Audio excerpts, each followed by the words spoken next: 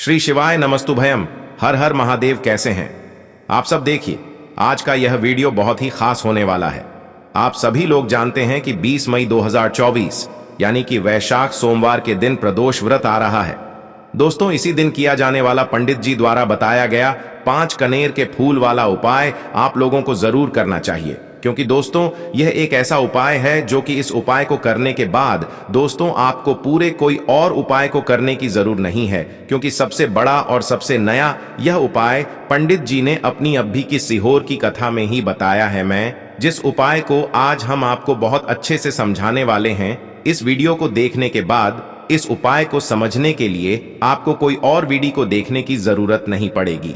तो चलिए दोस्तों, उपाय को शुरू करते हैं। देखिए, यह सोमवार प्रदोष व्रत दिन इतना खास होता है, इतना महत्वपूर्ण होता है। देखा है कभी कभी बड़े बड़े पूजा पाठ अनुष्ठान से जो मनोकामना पूर्ण नहीं होते। 20 मई 2024 यानी कि सोमवार प्रदोष व्रत के दिन वैशाख प्रदोष व्रत एक छोटे से उपाय करने से ही आपकी मनोकामना पूर्ण हो जाती है। और बहुत सारे लोगों ने इस उपाय को किया भी है और उनको इस उपाय को करने का फल भी जरूर मिला। अगर आप लोग भी इस उपाय को 20 मई 2024 यानी कि सोमवार प्रदोष व्रत के दिन करना चाहते हैं, तो आप इस उपाय को पहले अच्छे से समझ लेना, सुन लेना, उसके बाद करना ना। आपको इस उपाय का फल जरूर मिलेगा। और इस उपाय को कर लेने से आपके घर में चाहे किसी भी प्रकार की दुख और समस्या क्यों ना चल रही हो, आपको उसका कारण भी नहीं पता है कि भाई यह समस्या किस कारण से चल रही है। उसका कुछ भी कारण हो सकता है, जैसे पितृदोष हो सकता है या किसी भी तरह का मंगल दोष भी हो सकता है। 20 मई 2024 यानी कि वैशाख सोमवार प्रदोष व्रत के दिन इस 5 कनेर के फूल वाला उपाय को आप लोगों को कर लेना है। यह एक ऐसा उपाय है जिस उपाय को अगर किसी विशेष दिन पर किया जाए तो भाई उस विशेष दिन का जो है वह तो हमें मिलता ही मिलता है। पर हमने उस दिन पर इस 5 कनेर के फूल वाला उपाय को किया है तो हमें उससे भी बड़ा फल मिलता है, और फल बहुत जल्दी मिलता है, क्योंकि आप इस उपाय को बहुत ही बड़े और विशेष दिन पर कर रहे हो। क्योंकि 20 मई 2024 यानी कि वैशाख सोमवार प्रदोष व्रत के दिन प्रदोष व्रत बहुत ही ज्यादा बड़ा होता है।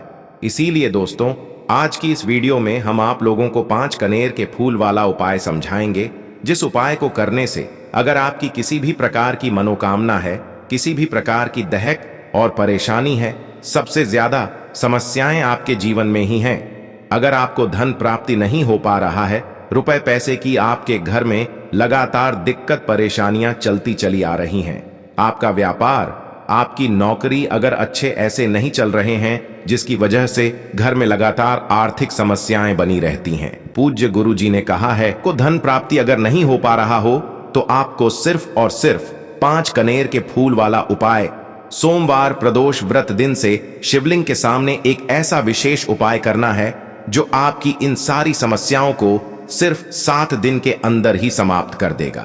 तो चलिए जानते हैं इन विशेष उपायों के बारे में।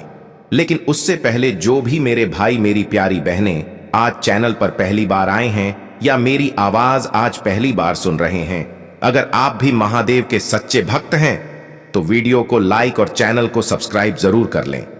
दोस्तों, अब उसके बाद में दोस्तों यह वाला जो उपाय है यह किसको करना है, तो देखो, घर का जो बड़ा और मुख्य सदस्य होगा उसी व्यक्ति को यह वाला उपाय करना है।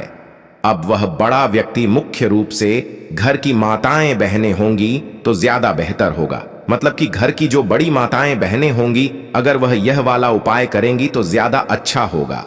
देखिए, प्रदोष व्रत जो है, प्रदोष व्रत का पर्व बहुत ही महत्वपूर्ण माना जाता है। पूज्य गुरु जी कहते हैं कि सोमवारी प्रदोष व्रत, और जो भी व्यक्ति सोमवारी प्रदोष व्रत में 5 कनेर के फूल वाला उपाय शिवलिंग के सामने कर लेता है, तो गुरु जी ने कहा कि हम अपनी व्यासपीठ से आपको यकीन दिलाते हैं कि उसकी ऐसी कोई मनोकामना नहीं जो महादेव परिपूर्ण ना कर सके। उसके जीवन में धन धान्य की वृद्धि होती है, नौकरी व्यापार अच्छे से चलते हैं, घर के सारे कष्ट समाप्त हो जाते हैं और उसको भी धन की प्राप्ति होती है।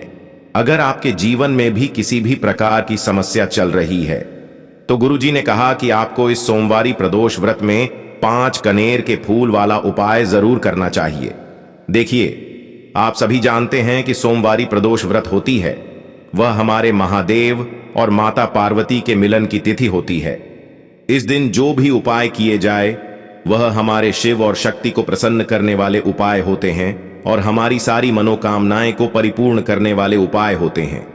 इस वीडियो में भी हम लोग पूज्य गुरु जी द्वारा बताए गए कुछ बहुत ही खास उपायों के बारे में जानेंगे। यह उपाय आपके जीवन में चल रही समस्याओं को तो समाप्त करेंगे ही और साथ ही साथ आपके घर में धंधा की वृद्धि भी करेंगे। तो चलिए जानते हैं पूज्य गुरु जी द्वारा बताए गए सबसे पहले उपाय के बारे में। देखिए, इस उपाय के लिए आपको एक लोटा जल ले लेना है। तांबे के पात्र में आपको अपने किचन से जल ले लेना है और इसी के साथ आपको ले लेना है 5 कनेर के फूल। कनेर के पीले रंग के फूल आपको सामने स्क्रीन पर दिखाए जा रहे हैं। ये ऐसे फूल होते हैं और अगर यह आपके पास नहीं है तो शिवलिंग के ऊपर चढ़े हुए कनेर के फूल को उठाकर जल से शुद्ध करके आप उसका भी इस्तेमाल कर सकते हैं, या फिर किसी भी फूल वाली दुकान से आप इन फूलों को खरीद सकते हैं। देखिए, सिर्फ यह 2 सामग्री लेकर आपको शिवालय पहुंच जाना है। यह बहुत ही विशेष उपाय है। जिन लोगों की कोई विशेष मनोकामना है जो परिपूर्ण अभी तक नहीं हो पा रही है, तो उस मनोकामना को परिपूर्ण करने के लिए इससे अच्छा उपाय सोमवारी प्रदोष व्रत के दिन के लिए कोई भी नहीं हो सकता है। देखिए, आप शिवालय पहुंचने के बाद सबसे पहले आप दक्षिण दिशा में बैठ जाइएगा और उत्तर दिशा की तरफ अपना फेस कर लीजिएगा। लेकिन अगर शिवालय में भीड़ है तो फिर ऐसी स्थिति में आप किसी भी दिशा में बैठकर शिवलिंग की पूजा प्रार्थना कर सकते हैं। देखिए, पूज्य गुरु जी ने कहा कि इस उपाय को अगर आप शाम को प्रदोष काल के समय में करेंगे तो आपके लिए सबसे उत्तम होगा, क्योंकि प्रदोष काल के समय साक्षात महादेव शिवलिंग में वास करते हैं और सोमवारी प्रदोष व्रत इसलिए अगर आप प्रदोष काल में करेंगे तो आपको विशेष लाभ मिलेगा, विशेष फल की प्राप्ति होगी। देखिए, अब सबसे पहले आप जो 5 कनेर के फूल लेकर आए हैं उनमें से पहले कनेर के फूल को आप श्री गणेश जी वाले स्थान में समर्पित कर देंगे और श्री शिवाय नमस्तुभ्यम मंत्र का स्मरण कर लेंगे। इसके बाद आप जो दूसरा फूल लेकर आए हैं उसको श्री कार्तिकेय जी वाले स्थान पर समर्पित कर देंगे और श्री शिवाय नमस्तुभयम मंत्र का स्मरण कर लेंगे। इसके बाद आप जो तीसरा कनेर का फूल लेकर आए हैं उसको माता अशोक सुंदरी वाले स्थान में समर्पित कर देंगी और श्री शिवाय नमस्तुभ्यम मंत्र का स्मरण कर लेंगे। इसके बाद आप जो चौथा कनेर का फूल लेकर आए हैं उसको माता पार्वती के हस्त कमल में समर्पित कर देंगे। देखिए, शिवलिंग जिस स्थान पर रखा रहता है, यानी शिव पिंडी जिस स्थान पर रखी रहती है, उस पूरे गोल गोल वाले स्थान को माता पार्वती का हस्त कमल कहते हैं और यहीं पर आपको यह चौथा कनेर का फूल समर्पित कर देना है। इसके बाद आप जो 5वां कनेर का फूल लेकर आए हैं उसको समर्पित कर देंगे शिवलिंग के ऊपर। लेकिन यह फूल शिवलिंग के ऊपर समर्पित करते हुए आपको अपनी मनोकामना का स्मरण कर लेना है। श्री शिवाय नमस्तुभ्यम मंत्र का स्मरण करते हुए आपके जीवन में अगर धन की समस्या चल रही है तो उसको महादेव से दूर करने की प्रार्थना कर लीजिए, या फिर आप अपनी नौकरी या व्यापार के लिए यह उपाय कर रहे हैं तो उसके लिए महादेव से प्रार्थना कर लीजिए, या फिर आप अपने मकान जमीन जायदाद के लिए या फिर आप अपने विवाह के लिए यह उपाय कर रहे हैं तो उसके लिए महादेव से प्रार्थना कर लीजिए। जो भी आपकी मनोकामना है, जिस भी मनोकामना के लिए आप यह उपाय कर रहे हैं तो उस मनोकामना का स्मरण करिए और महादेव से उस मनोकामना को पूर्ण करने की प्रार्थना करिए। फिर श्री शिवाय नमस्तुभयम मंत्र का स्मरण करते हुए यह आखिरी फूल आपको शिवलिंग के ऊपर समर्पित कर देना है। इसके बाद आप जो एक लोटा जल लेकर आए हैं उसमें से थोड़ा जल आप सबसे पहले श्री गणेश जी वाले स्थान पर आपने जो फूल समर्पित किया है उसमें समर्पित कर दीजिए। फिर थोड़ा सा जल आप श्री कार्तिकेय जी वाले स्थान पर जो फूल समर्पित किए हैं उसके ऊपर थोड़ा सा समर्पित कर दीजिए। फिर तीसरे नंबर पर आपने जो फूल माता अशोक सुंदरी वाले स्थान पे समर्पित किया है उस परे थोड़ा सा जल समर्पित कर दीजिए। फिर चौथे नंबर पर आपने जो माता पार्वती के हस्त कमल में फूल समर्पित किया है उसके ऊपर थोड़ा सा जल समर्पित कर दीजिए। इसके बाद बचा हुआ पूरा जल आप शिवलिंग के ऊपर धीरे धीरे समर्पित करते जाइए तथा लगातार श्री शिवाय नमस्तुभ्यम मंत्र का स्मरण करते जाइए। पूज्य गुरुजी कहते हैं कि जो भी व्यक्ति सोमवार प्रदोष व्रत में इन 5 स्थानों पर यानी इस पूरे शिव परिवार के ऊपर ये कनेर के फूल समर्पित करके जल समर्पित कर देता है तो उसके जीवन की कोई भी मनोकामना हो वो महादेव की कृपा से बहुत ही जल्द परिपूर्ण हो जाती है।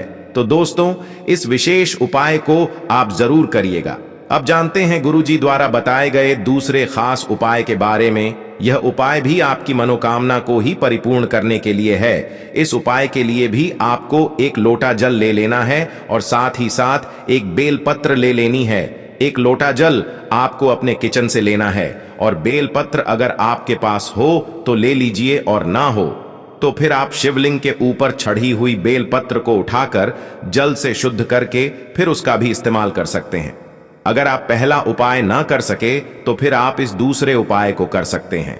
दोनों ही उपाय आपके जीवन की मनोकामना को परिपूर्ण करने के लिए है, धन धान्य के भंडार को भरने के लिए है। देखिए, अब सबसे पहले ये दोनों सामग्री लेकर आपको पहुंच जाना है किसी भी बेलपत्र के वृक्ष के नीचे। यह उपाय भी आप सुबह से लेकर शाम तक किसी भी समय कर सकते हैं। बेलपत्र के वृक्ष के नीचे पहुंचकर बेलपत्र की जड़ के आसपास आपको कहीं बैठ जाना है, लेकिन आपको अपना फेस उत्तर दिशा की तरफ करना है, यानी आपका जो चेहरा होगा वह उत्तर दिशा की तरफ होगा। उत्तर दिशा की तरफ आपको अपना मुख रखना है और फिर यह एक बेलपत्र आपको अपनी हथेली में रखना है और आपको अपनी मनोकामना बोल देनी है। जिस भी मनोकामना के लिए आप यह उपाय कर रहे हैं, अपनी मनोकामना का स्मरण कर लीजिए और इस बेलपत्र को आप बेलपत्र के पेड़ की जड़ के पास कहीं पर रख दीजिए और श्री शिवाय नमस्तुभ्यम मंत्र का स्मरण करते हुए 1 या 2 मिनट बाद इस बेलपत्र को वापस उठा लीजिए।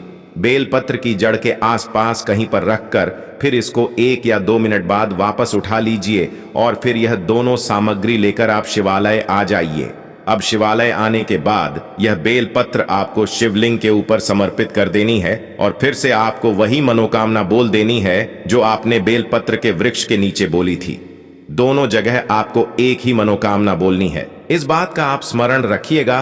फिर इसके बाद आप जो एक लोटा जल लेकर आए हैं, इसको धीरे धीरे इसी बेलपत्र के ऊपर समर्पित करते जाइए तथा लगातार श्री शिवाय नमस्तुभ्यम मंत्र का स्मरण करते जाइए। पूज्य गुरु जी ने कहा कि जो भी व्यक्ति इस विशेष उपाय को सोमवारी प्रदोष व्रत में करता है तो उसकी बड़ी से बड़ी मनोकामना शिव और शक्ति की कृपा से बहुत ही जल्द परिपूर्ण हो जाती है। अब जानते हैं गुरुजी द्वारा बताए गए तीसरे और सबसे आखिरी उपाय के बारे में। यह उपाय आपके जीवन की सारी तकलीफों को समाप्त करके धन धान्य के भंडार को भरने के लिए। इस उपाय के लिए आपको 21 चावल के दाने ले लेने हैं। 21 यानी 31 चावल के दाने कहीं से भी टूटे हुए नहीं होने चाहिए, खंडित नहीं होने चाहिए। फिर इसी के साथ आपको 31 हरे मूंग के दाने ले लेने हैं, यानी हरे साबुत मूंग के दाने ले लेने हैं, जिसे कहीं कहीं पर हरे खड़े मूंग के दाने कहते हैं। फिर इसके बाद सबसे आखिर में आपको 31 बेलपत्र ले लेनी है। बेलपत्र भी कहीं से कटी फटी नहीं होनी चाहिए। अब यह सारी सामग्री लेकर आपको शिवालय पहुंच जाना है। इस उपाय को आप शाम को प्रदोष काल के समय में ही करेंगे। देखिए, शिवालय पहुंचने के बाद सबसे पहले शिवालय की जो चौखट होती है वहां पर आपको ये 31 चावल के दाने समर्पित कर देने हैं और श्री शिवाय नमस्तुभ्यम मंत्र का स्मरण कर लेना है। शिवालय की जो चौखट होती है जहां से आप अंदर प्रवेश करते हैं, उसके दाहिने साइड या बाएं साइड या कहीं पर भी चौखट के ऊपर कहीं पर भी आप ये 31 चावल के दाने समर्पित कर दीजिए। इसके बाद आप अंदर जाइए और शिवलिंग के सामने जो नंदी महाराज होते हैं, यानी जो नंदीश्वर भगवान होते हैं, उनका जो पैर उठा हुआ रहता है, उसके बगल में आपको 31 हरे मूंग के दाने समर्पित कर देने हैं। जो पैर उठा हुआ रहता है उसके बगल में 31 हरे मूंग के दाने समर्पित कर दीजिए और श्री शिवा नमस्तुभयम मंत्र का स्मरण कर लीजिए। इसके बाद आप जो 31 बेल पत्र लेकर आए हैं उनको जो शिवलिंग में माता अशोक सुंदरी वाला स्थान होता है वहां पर समर्पित कर देना है। आपको माता अशोक सुंदरी वाले स्थान पर 31 बेलपत्र समर्पित कर देना है। बेलपत्र की डंडी बाहर की तरफ रहेगी और बेलपत्र की चिकनी साइड वाला हिस्सा नीचे की तरफ रहेगा। इसके बाद फिर से आपको श्री शिवाय नमस्तुभ्यम मंत्र का स्मरण करते हुए अपनी मनोकामना का स्मरण कर लेना है। पूज्य गुरुजी ने कहा कि सोमवारी प्रदोष व्रत में जो भी व्यक्ति यह 31 वाला उपाय कर लेता है तो उसके जीवन के सारे संकट समाप्त हो जाते हैं और उसको भी धन धान्य की प्राप्ति होती है। तो दोस्तों, यह थे पूज्य गुरुजी द्वारा बताए गए कुछ बहुत ही खास उपाय। अगर आपको यह वीडियो कैसा लगा कृपया कमेंट करें और पंडित प्रदीप मिश्रा के नए वीडियो पाने के लिए इस चैनल को सब्सक्राइब करें। स्वस्थ रह मस्त रम। अगले वीडियो में फिर मिलेंगे। धन्यवाद। हर हर महादेव।